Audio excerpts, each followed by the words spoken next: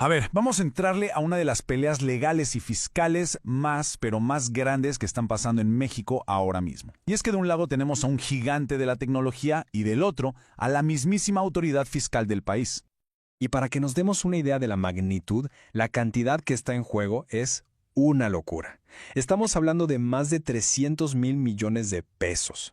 Ojo, esa cifra no es solo el impuesto, ¿eh? También incluye intereses, multas, recargos, todo el paquete. La cosa se ha puesto tan tensa que Samsung ya soltó una amenaza bastante seria. Hay fuentes que dicen que si el fallo de la corte no les favorece, pues podrían pensar en levantar sus cosas e irse del país. Imagínense nada más el impacto económico que eso significaría.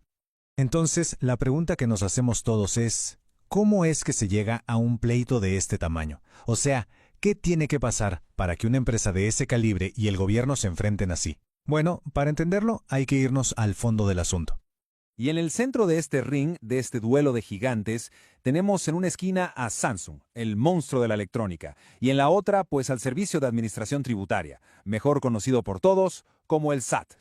Y aquí está el meollo de todo el problema. Es un choque total de cómo ven las cosas. Samsung dice, oigan, me están cobrando 2 veces el IVA, y eso no se vale. Mientras que el SAT responde, no, lo que ustedes hicieron fue usar un mecanismo para no pagar impuestos. Ahora, para poder entender quién tiene la razón, o por lo menos de dónde salió todo este enredo, es clave entender las reglas del juego. Y la pieza central de este rompecabezas se llama IMEX. Miren, el programa IMX es importantísimo para la industria en México. Básicamente es como si el gobierno le dijera a las empresas, oye, tráete tus materiales sin pagar ciertos impuestos, los transformas aquí en México y luego los exportas. Es la base del modelo de la maquiladora. Y dentro de este programa IMX, el concepto clave es el de importaciones temporales. Piénsenlo así.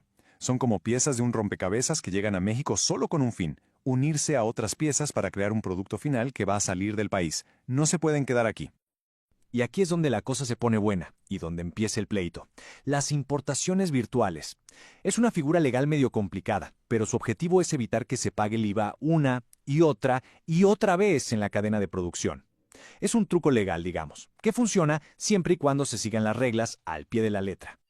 Ok, vamos a ver qué dice la empresa. Para Samsung, esto es súper claro. Es una violación a las reglas fiscales más básicas. El argumento central de Samsung es este. A ver, yo ya pagué el IVA de mis materiales usando los mecanismos que la misma ley me da.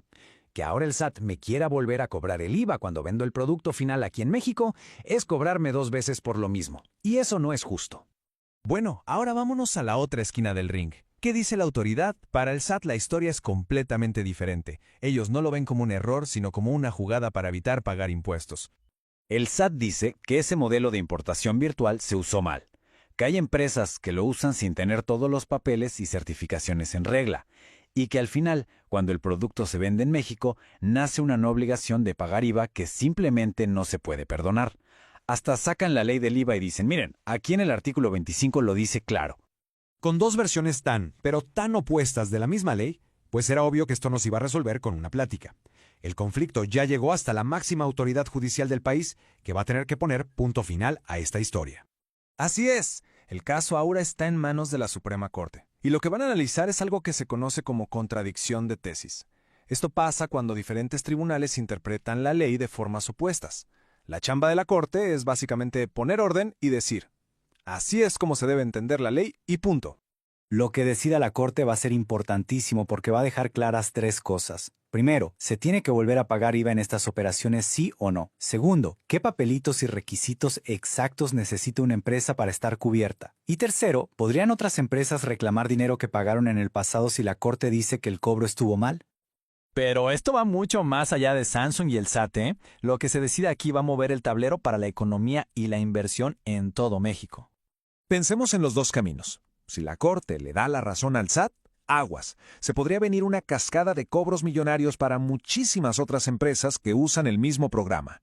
Pero si el fallo es para Samsung, se crearía un escudo legal para las empresas y, de paso, le daría un buen golpe a la estrategia de recaudación del SAT. Así que, al final, este caso es mucho más que solo dinero. Justo ahora que México está con todo el tema del nearshoring, tratando de atraer fábricas y empresas, la decisión de la Corte va a mandar un mensaje muy fuerte. no solo va a definir qué pasa con esos miles de millones de pesos, sino que va a decir qué es más importante para el país, darle seguridad a los que invierten o fortalecer la recaudación de impuestos. La pregunta queda en el aire. ¿Qué precedente se va a sentar?